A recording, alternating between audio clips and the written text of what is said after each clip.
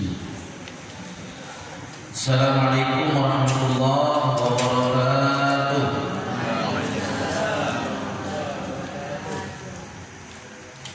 Innal hamdalillah nahmaduhu wa nasta'inuhu wa nastaghfiruh wa na'udzu billahi min shururi anfusina wa sayyiati a'malina. Man yahdihillahu fala mudilla lahu wa man yudlil fala hadiya lahu. Asyhadu an la ilaha illallah wahdahu la syarika lah wa asyhadu anna Muhammadan 'abdullahi wa rasuluh. Allahumma shalli wa sallim ala nabiyyina Muhammad.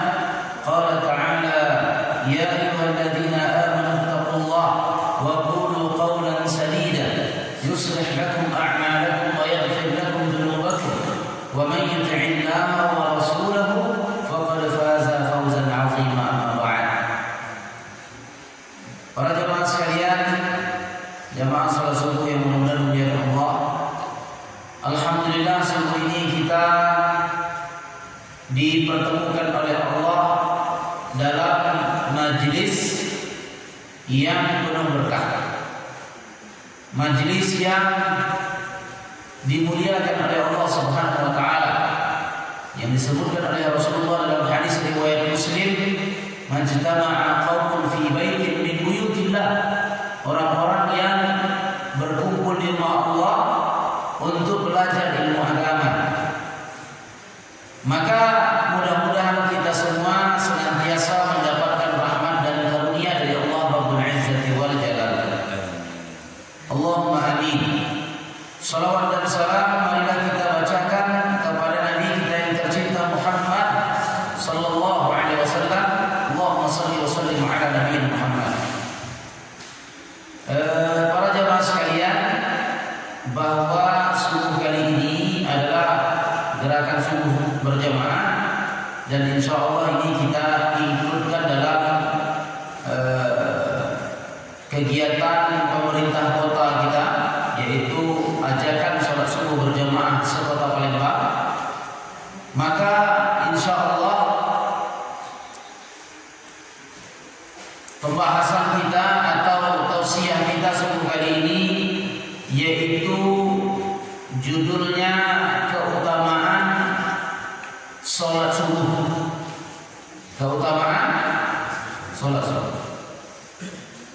Sebagai mukadimahnya atau sebagai bahan analoginya, teman-teman sekalian, kalau misalkan kepada bapak-bapak dan ibu juga, kalau misalkan hari ini diumumkan oleh pengurus masjid bahwa nanti malam jam 10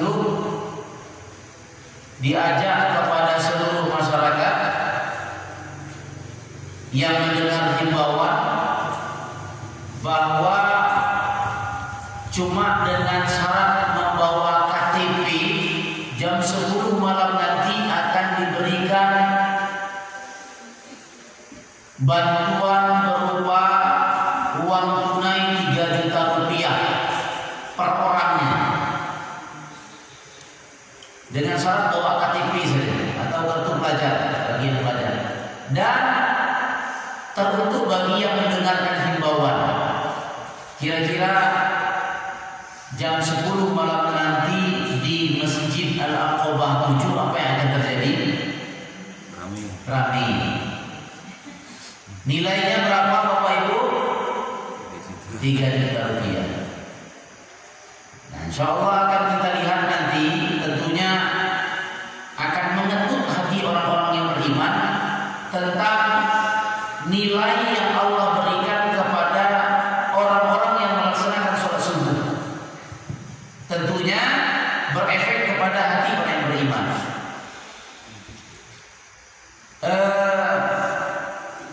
Di dalam hadis yang diriwayatkan oleh Imam Muslim,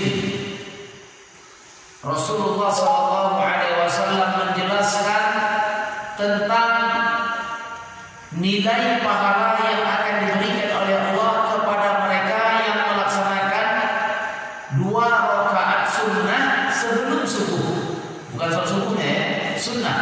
Kita tahu ya, nilai sholat wajib dan nilai sholat sunnah itu lebih utama sholat wajib. Maka Rasulullah SAW menggambarkan nilai atau keutamaan sholat sunnah sebelum subuh. Apa kata Rasulullah Sallallahu Alaihi Wasallam? Raka'atal fajri khairun minad dunya wa ma fiha. Hadisnya sahih, riwayat Imam Muslim. Raka'atal fajri khairun minad dunya wa ma fiha. 2 rakaat salat sunnah sebelum salat subuh, maka pahalanya lebih baik daripada dunia serta isinya. Bapak-bapak, ibu-ibu, kalau kita mendengar dunia serta isinya, maka tidak ternilai, karena dunia ini isinya tanah, mobil, emas, semua dunia serta isi-isinya. Tidak bisa dinilai. Satu sumsel saja kalau dinilai dengan rupiah tidak ternilai kan. Di kapling-kapling saja sumsel ini, satu kaplingnya katakanlah 10 juta, entah berapa kapling, dan dinilai dengan uang, tidak ternilai. Maka hati orang yang beriman, apa kata Rasulullah SAW? 2 rakaat salat subuh sebelum salat subuh, pahalanya lebih baik daripada dunia serta isinya. Dunia serta isinya. Tadi disebutkan jam 10 malam akan ada pembagian per orang 3 juta rupiah. Berebut uang, ya, berebut orang untuk mendapatkannya. Lalu ada 2 rakaat sebelum sholat subuh lebih baik daripada dunia serta isinya. Kemudian orang-orang mengabaikannya. Ketika ditanyakan, Pak Ustaz, kenapa itu bisa terjadi? 2 rakaat sebelum subuh lebih baik daripada dunia serta isinya, tapi banyak orang yang mengabaikannya. Tapi ada uang 3 juta dibagikan, kemudian beramai-ramai orang ingin mendapatkannya. Kenapa ini Pak Ustaz? Ini faktor H. Ini bagi adik-adik ya. Faktor H. Apa itu? Hati. Ada hati yang condong kepada dunia, dan ada juga hati yang condong kepada akhirat. Nah, cuman kita jangan pula bersikap dramatis karena akhirat kemudian kita tinggalkan dunia. Tidak boleh.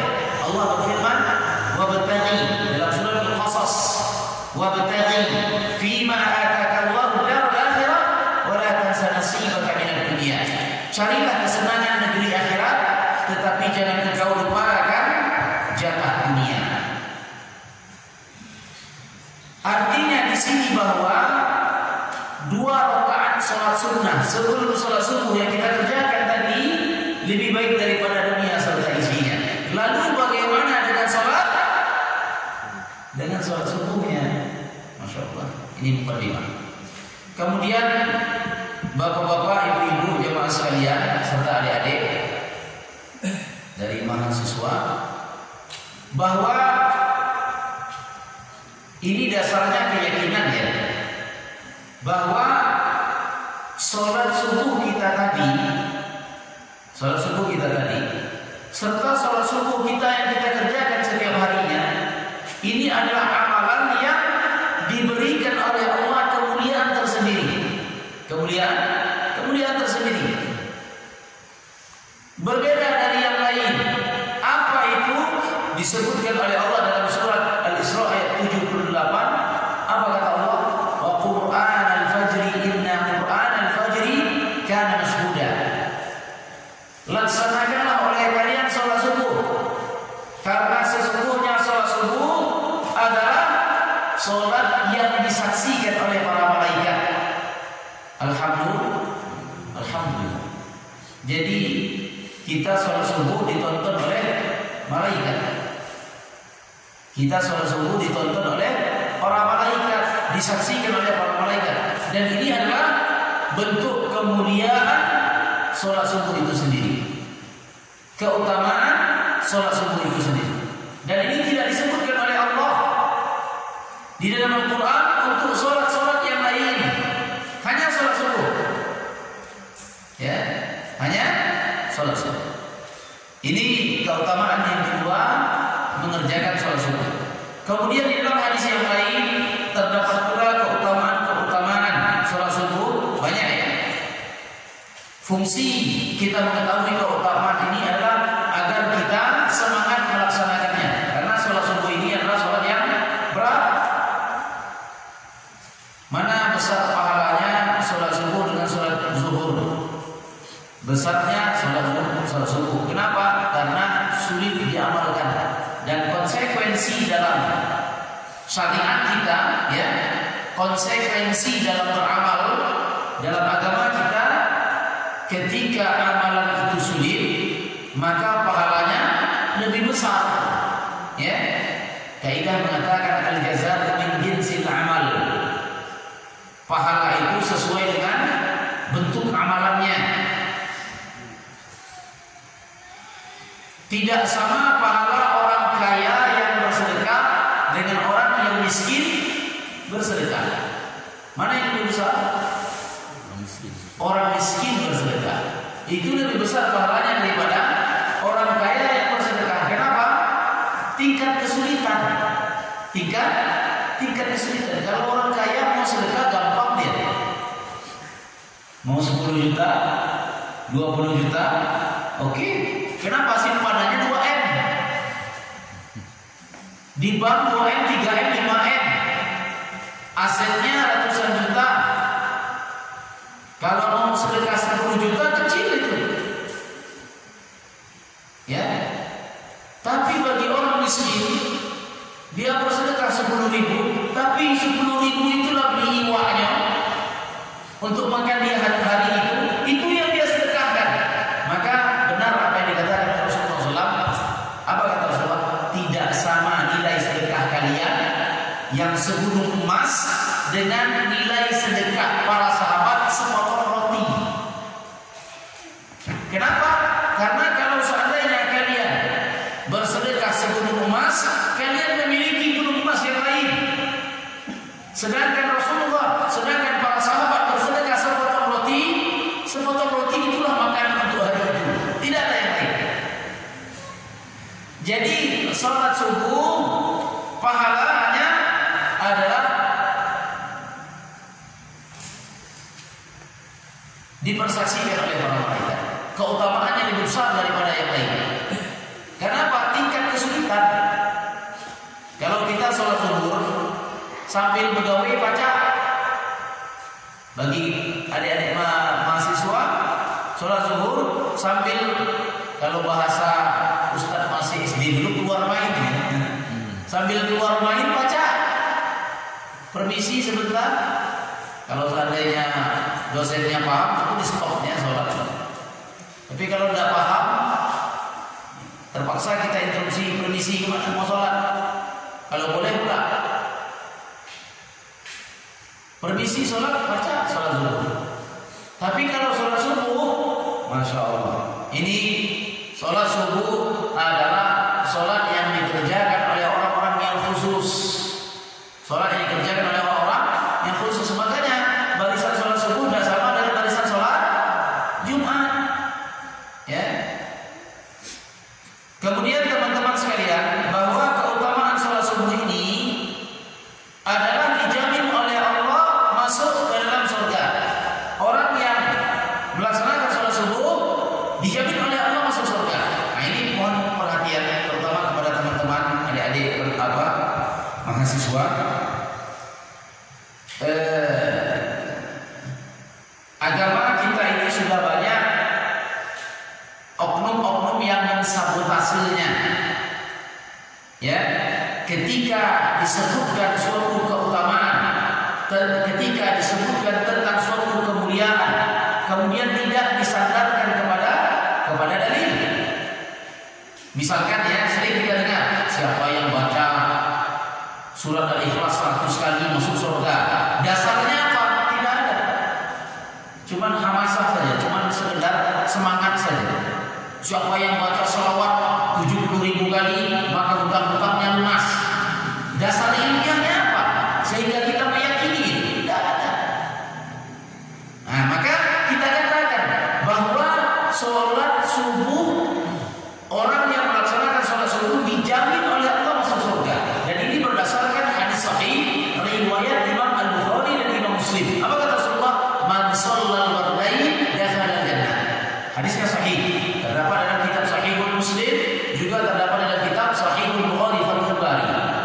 Man shallal burdain dakhala jannah. Orang yang melaksanakan dua salat masuk surga. Dalam syarah hadisnya burdain dua salat yaitu subuh dan salat asar. Subuh dan salat asar. Kenapa salat subuh? Karena tingkat kesulitan. Kenapa salat asar? Karena di waktu asar orang banyak lalai. Makanya dalam surah Al-Asri, innal insana lafi khusr. Manusia itu celaka. Kenapa? Banyak kelalaiannya. Salat di waktu asar itu banyak orang lalai. Di waktu subuh banyak orang tidur. Maka tingkat kesulitannya beda dengan yang lain. Maka Allah memberikan jaminan orang yang melaksanakan salat subuh dan salat asar masuk surga. Dan itu jaminannya dari lidah Nabi Muhammad SAW, bukan dari lidah siapa-siapa. Kata salah seorang ulama dari kalangan tabi'in, Abdullah ibn Mubarak berkata, laulal isnadu fil Islam laqala man syaa ma syaa. Kalau seandainya agama Islam itu tidak disandarkan kepada dalil, maka orang ngomong apa saja. Begini, begitu. Maka yang kedua bahwa orang yang melaksanakan salat subuh masuk surga, dijamin oleh Allah Subhanahu wa taala. Kan tujuan kita hidup di dunia ini kan beribadah, ya. Kemudian mencari surga. Salat subuh ini. Jadi kalau kita mau cari surga, cari di rumah Allah, cari di masjid. Masjid ini adalah tempat kita mencari surga. Kemudian yang ketiga, keutamaan bagi mereka yang melaksanakan salat subuh. Kalau tadi dijamin oleh Allah masuk surga, maka yang ketiga dijamin pula oleh Allah tidak masuk neraka. Kalau tadi jaminan Allah masuk surga, kemudian yang ketiga ini adalah jaminan Allah tidak masuk neraka. Apa kata Rasulullah SAW? Hadis yang juga diriwayatkan oleh Imam Muslim, la yalijan naru ahadun shalla qabla tulu'i syamsi wa qabla ghurubiha. Tidak akan pernah orang yang melaksanakan sholat sebelum terbitnya matahari dan orang yang melaksanakan sholat sebelum tenggelamnya matahari tidak akan pernah masuk ke dalam api neraka. Sholat apa itu? Sholat sebelum terbitnya matahari, sholat subuh. Sholat sebelum tenggelamnya matahari, sholat asar. Jadi burdin tadi, dua sholat subuh dan sholat asar. Tidak akan pernah masuk ke dalam api neraka. Siapa mereka? Yang melaksanakan sholat subuh dan yang melaksanakan sholat asar. Jadi ini adalah sholat yang memiliki keutamaan tersendiri, disebutkan oleh Rasulullah SAW dalam hadis-hadis beliau. Nah, kemudian keutamaan yang lain, dan ini adalah motivasi bagi kita agar semangat dalam melaksanakan sholat subuh. Jadi mengamalkan Islam secara sempurna, mengamalkan Islam secara kafah adalah ketika kita menunaikan hak-hak Allah Subhanahu wa taala, terutama ibadah-ibadah yang pokok, di antaranya salat 5 waktu. Salat subuh juga. Kemudian berikutnya yang keempat, keutamaan salat subuh, bahwa orang yang melaksanakan salat subuh, ya, orang yang melaksanakan salat subuh berada di dalam jaminan Allah Subhanahu wa taala. Orang yang melaksanakan salat subuh berada di dalam jaminan Allah Subhanahu wa taala. Dan ini berdasarkan hadis Nabi sallallahu alaihi wasallam, hadis yang diriwayatkan oleh Imam Muslim. Apa kata Rasulullah? Man shalla salat as-subhi fa huwa fi dhimmatillah. Sahihul Muslim. Barang siapa yang melaksanakan salat subuh, maka dia berada di dalam jaminan Allah. Subhanallah, ya. Kalau kita perhatikan, bagi teman-teman barangkali pernah mendengar kisah Umar bin Khattab. Umar bin Khattab, semoga Allah meridai beliau, ketika beliau menjabat sebagai khalifah, beliau pernah berada di masjid. Kemudian beliau punya teman dekat namanya Sulaiman. Ketika beliau berada di masjid sholat subuh berjamaah, beliau perhatikan satu persatu. Ternyata ada di antara jamaah itu yang tidak hadir. Namanya Sulaiman. Apa yang dilakukan oleh Umar? Yang dilakukan oleh Umar mencari Sulaiman. Kemana Sulaiman? Kenapa ada sholat subuh? Ustaz pernah juga seperti itu ketika sholat di komplek perumahan kayak 200 kakak. 200 kakak itu minimal kalau cuma hitung kepala keluarga saja 200 orang di komplek itu. Di dalam komplek itu ada musola. Karena sekarang standar perumahan kan harus ada komplek, harus ada musola kan? Standar perumahan sekarang ini harus ada musola. Jadi kita lihat ketika sholat subuh yang dari 200 kakak itu yang sholat cuma 10 biji, 10 orang, kadang 7, kadang 5 dari 200 kakak. Jadi kalau seandainya kita absen sholat subuh itu, banyak yang absen itu, banyak yang alfa. Nah, Umar bin Khattab ketika dia melihat sholat subuh ada satu orang yang tidak sholat, dicarinya. Mana di si Sulaiman? Dicari-cari tidak ketemu. Akhirnya ketika di pasar, Umar bin Khattab ketemu dengan Ummu Sulaiman. Lalu apa kata Umar bin Khattab? Wahai Ummu Sulaiman, mana anakmu Sulaiman? Kenapa wahai khalifah tidak sholat? Jadi di zaman Rasulullah yang diributkan itu orang yang tidak sholat, yang diributkan itu. Maka perkara pokok dalam agama kita itu ibadah. Makanya visi dan misi kenabian itu apa? Mengajak manusia beribadah.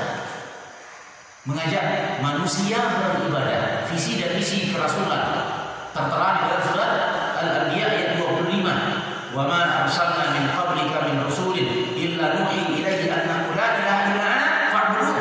Tidak kami utus seorang pun sebelum engkau wahai Muhammad kecuali kami wahyukan kepada mereka tidak ada zat yang patut disembah melainkan aku, maka hendaklah kalian menyembah kepada aku.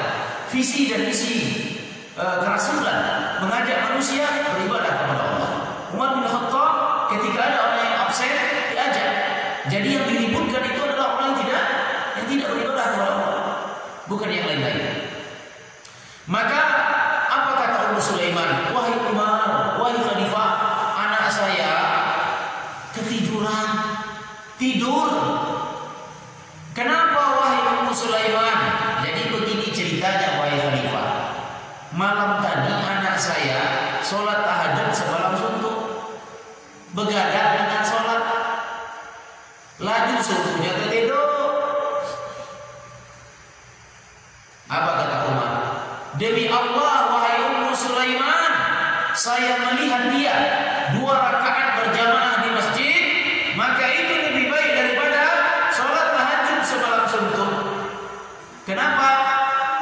Karena ini skala prioritas ibadah, bahwa sholat subuh, sholat yang wajib, sholat tahajud, sholat yang sunnah. Tetapi kita tidak mengabaikan yang sunnah.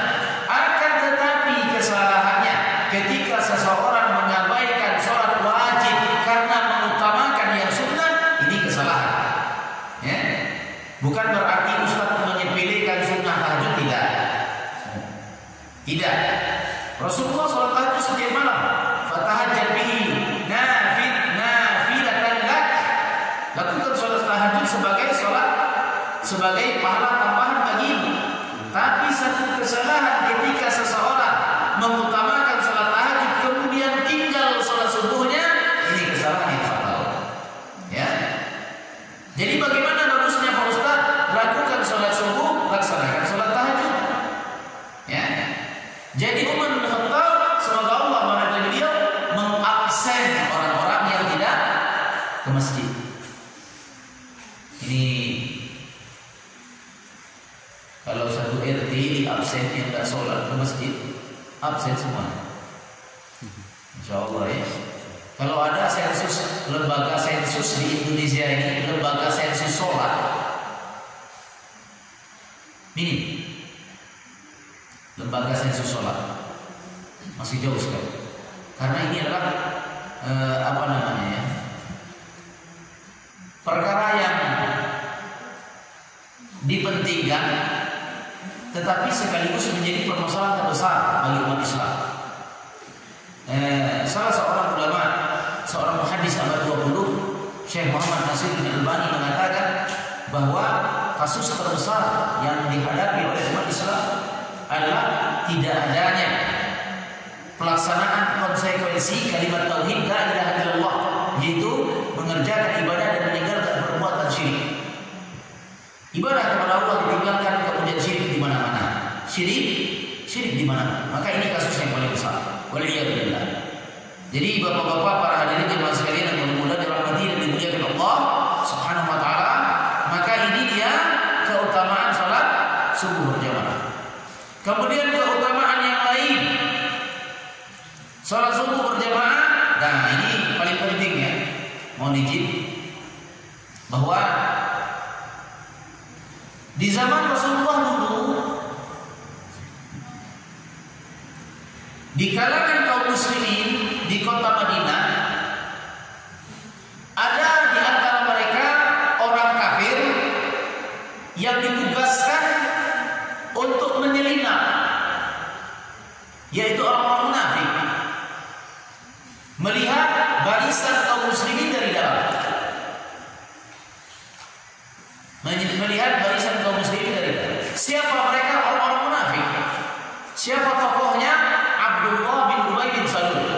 Bahwa dia orang kafir tetapi mengaku muslim. Maka Rasulullah SAW menyebutkan tentang ciri-ciri kaum munafik.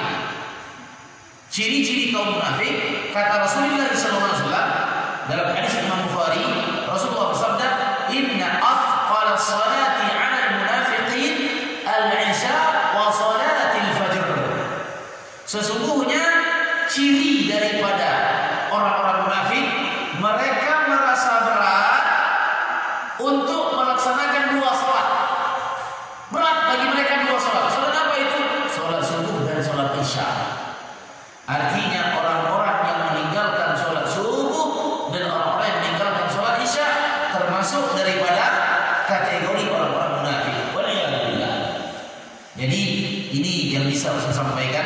Bapak-bapak, ibu-ibu sekalian, ya maaf kalau seandainya ada pertanyaan kita persilahkan. Insya Allah sambil jalan kalau ada pertanyaan dari adik-adik remaja juga dipersilahkan. Kalau seandainya ada yang mau ditanyakan tentang tema atau yang lain. Nah ini apa namanya ya, gerakan sholat subuh berjamaah. Makanya Ustadz tergabung dalam 500 dai pemerintah kota Palembang. Pada awalnya 107 dulu ya, generasi awalnya 107 ustadz yang ditugaskan oleh pemerintah kota untuk tersebar di seluruh kota Palembang per kelurahan ya. Dan ustadz ini lintas kelurahan dari Talamutu ke Kalidoni. Dan sekarang sudah ditambah menjadi 500 ustadz. Targetnya itu sampai 1000 ustadz yang ditugaskan untuk mengajak masyarakat kota Palembang khususnya beramai-ramai ya, beramai-ramai mendirikan sholat subuh berjamaah di masjid, karena ini adalah kegiatan positif. Beramai-ramai memakmurkan masjid dengan melaksanakan ibadah di dalamnya, dan ini difirmankan oleh Allah dalam surah At-Taubah ayat 18. Apa kata Allah? Innama ya'muru masajidallah man amana billahi wal yawmil akhir wa aqamus shalah. Orang-orang yang beriman itu adalah orang-orang yang memakmurkan masjid. Bagaimana caranya? Wa aqamus shalah. Mereka mendirikan salat di dalamnya. Karena ini adalah kegiatan yang positif. Barangkali itu yang bisa saya sampaikan. Kalau ada pertanyaan kita persilakan. Jazakumullahu khairan. Subhanallahumma wa bihamdika asyhadu an la ilaha illa anta astaghfiruka wa atubu ilaik. Wa sallallahu ala nabiyyina Muhammad washabbihi wasallam. Wa akhiru da'wana alhamdulillahi rabbil alamin. Assalamualaikum warahmatullahi wabarakatuh.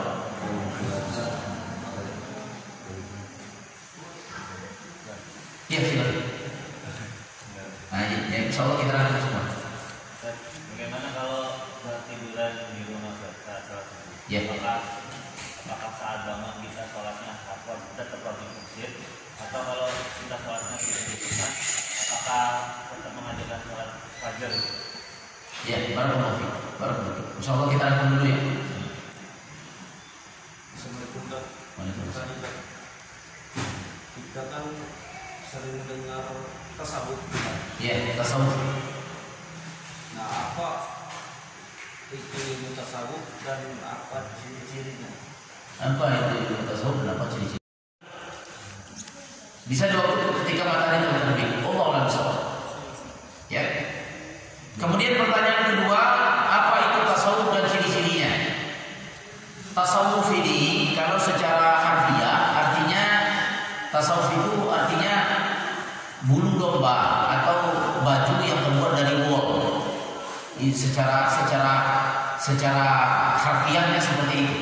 Dinisbatkan tasawuf itu dengan bulu dari wool karena sejatinya pengajaran tasawuf itu dia lebih condong kepada pemahaman atau pengajaran zuhud, cinta akhirat dan mengakhirkan dunia.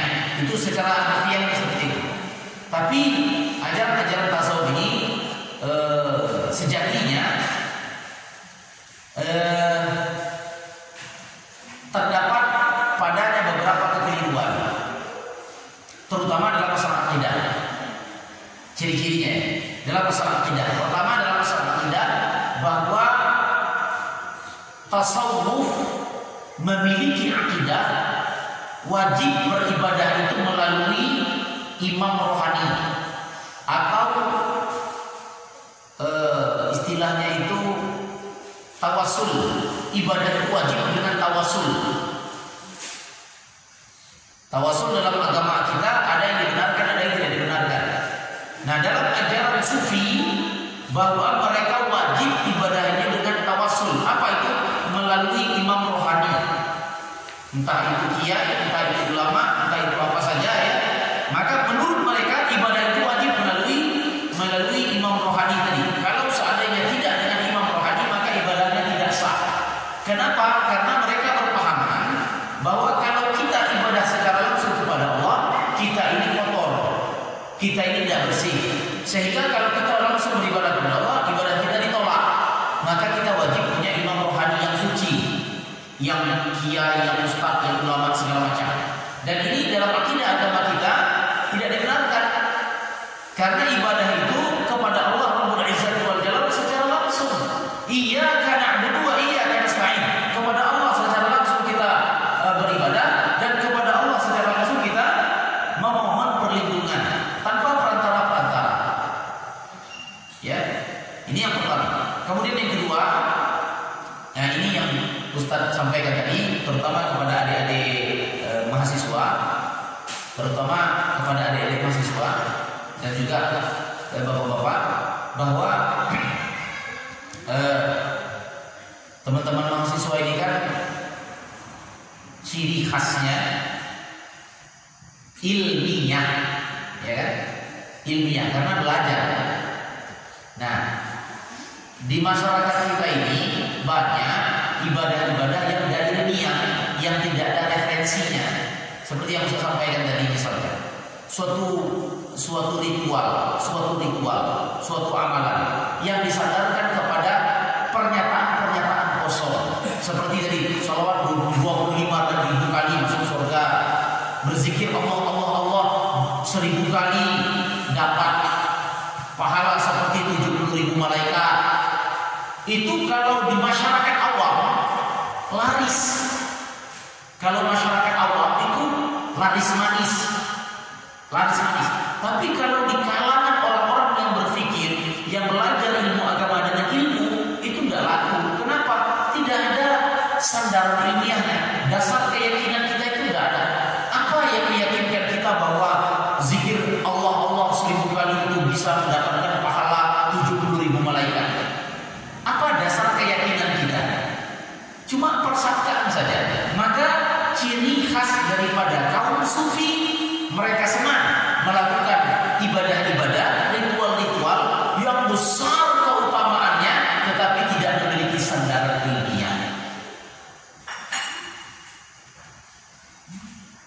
Kalau kita periksa amalan masyarakat sekarang ini banyak seperti itu. Coba teman-teman adik-adik, kawan-kawan Ustaz, kalau Ustaz sampaikan suatu amalan misalkan siapa yang sholawat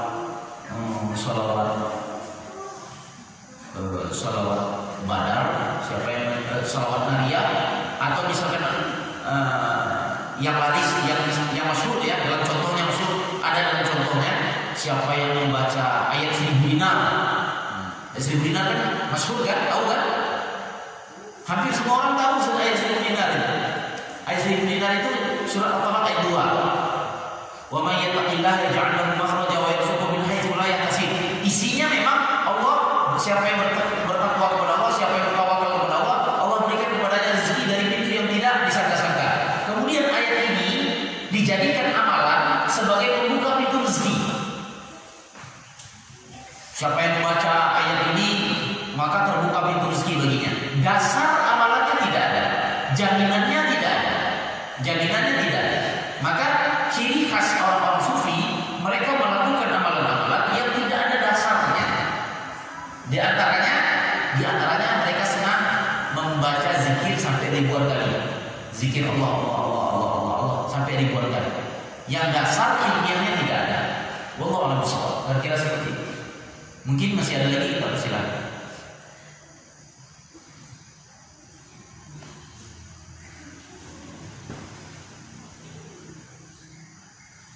Kalau tidak ada, barangkali sebagai penutup nanti disebutkan nomornya. Untuk hadiahnya disebutkan nomor ya. Ya, insya Allah. Sebentar lagi kita sebutkan nomornya. Berapa nomor? Sampai 42 Pak Ustaz. 42. Disebutkan berapa nomor nanti? Kita sebutkan 5 nomor. 5 nomor ya. Tapi khusus ada untuk jamaah sini, ada hadiah khusus untuk mahasiswa. Jadi karena ada hadiah yang kita janjikan untuk jamaah dan ada untuk hadiah untuk mahasiswa. Ya, berarti kalau untuk mahasiswa nggak disebutkan nomornya ya? Sebutkan Pak Ustaz. Oh, sebutkan juga. Ya. Oh, pokoknya ada untuk mahasiswa ada juga. Ya, hadiahnya nanti kita pilihkan untuk mahasiswa. Siap. 5 nomor ya? 5 nomor dengan ya semuanya 5 nomor. Sampai 42 ya? Iya. Ya, insya Allah. Nah, sebelum kita sebutkan nomor-nomornya, nanti yang namanya yang tersebut di nomor itu akan mendapatkan hadiah. Hadiahnya insya Allah bagus-bagus ya. Ini sebagai nasihat Ustaz secara khusus kepada adik-adik mahasiswa. Apalagi di zaman kita sekarang ini, zaman yang barangkali sedang bergelombang, maka untuk mahasiswa adik-adik mudah-mudahan bisa tidak mudah ikut-ikut dalam kegiatan-kegiatan yang barangkali bisa merugikan orang lain dan bahkan merugikan diri sendiri. Ini pesan cinta Ustaz kepada teman-teman, dan demi Allah tidak ada niat yang lain-lain ya, kepada teman-teman.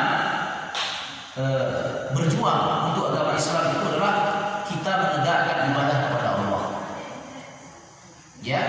Jadi berjihad di jalan Allah itu adalah dengan kita melaksanakan sholat, belajar ilmu agama. Jangan sampai nanti kita mudah ikut-ikut dalam hal-hal yang merugikan orang lain dan bahkan merugikan diri sendiri, rugi. Jadi jangan mudah ikut-ikut kegiatan-kegiatan yang lain-lain. Kalau kegiatan itu misalkan kegiatan universitas, kegiatan pendidikan, murni pendidikan, loyal dalam kegiatan-kegiatan itu. Tetapi sudah di luar kegiatan itu, Ustaz sarankan ini pesan cinta Ustaz kepada adik-adik ya, tidak ada niat-niat yang lain, dan itu akan merugikan orang lain dan bahkan merugikan diri sendiri. Ya, barangkali seperti itu yang bisa saya sampaikan. Mudah-mudahan bisa dipahami. Barakallahu fikum. Nomor yang akan kita sebutkan 5. Pertama nomor 1. Yang kedua nomor 42. Nomor 1 dan nomor 42. Nomor 1 Defran Fakhrizal.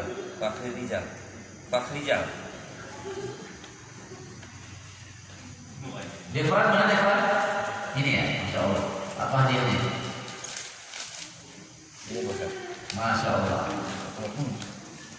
USB lamp. Nah, USB lamp ini dicolokin ke HP, menyala lampunya itu ya. Ya, silakan. Nah. Nomor 42. Nomor 42. Ananda Unggul. Masya Allah. Masya Allah. Kemudian nomor 7. Nomor 7.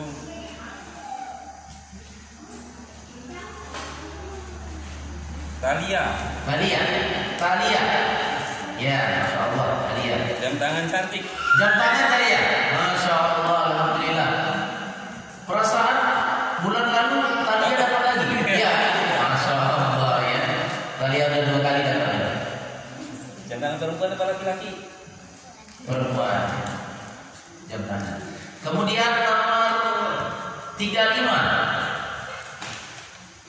Nomor 35. Kak Syarif, Ustaz Syarif. Ada. Oh, sedang Syarif. Oh, Ustaz Syarif sedang sholat beliau. Nomor 35. Yang terakhir ya. Nah ini Ustaz, yang terakhir Magicom. Ya. Ini khusus untuk jamaah di Masjid Al-Quba. Jadi bukan untuk mahasiswa. Jadi kalau misalnya nanti Ustaz sebut nomornya ternyata mahasiswa, kita tukar lagi nomornya. Ya. Oh, ini khusus untuk jamaah di sini. Jamaah sini. Masya Allah. Siapa-siapa aja di jamaah di sini. Ustaz sebut aja nomornya. Nomornya. Nanti dicocokkan. Kalau enggak jamaahnya nanti dipaskan aja. Dipaskan, ya. Masya Allah. Ini beruntung dapat ini. Tapi kalau enggak salah ini voltasenya besar ini ya. Lumayan tinggal ini kan. 350 watt. 350 Ya, kalau yang 450 masih ngangkat. Masya Allah. Tapi masih kendalo lampunya. Iya, nomor 21. Nomor 21. Dela anak mahasiswa bukan? Mahasiswa. Kita putar lagi. Nomor 11. Sumi Ayu. Mahasiswa. Nomor 15. Nur Aini. Mahasiswa juga. Belum ya. Nomor Ada Nur Aini. ya 10 lucu ya. Bukan. Nur Aini bukan ya? Ibu Nur Aini. Oh. Ibu Nur Aini jemaah di sini. Masya Allah. Nomor berapa tadi Bu? 15. Ya, 15. Iya. Alhamdulillah. Masya Allah. Memang tugasnya masak Ustaz. Iya.